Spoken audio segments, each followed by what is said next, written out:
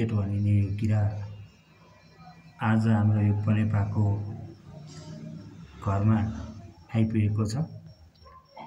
प्रायः जस्तो साँझको समयमा र कतिपय बेला दिउँसै वातावरणलाई तरङ्गित बनाउने र एक प्रकारको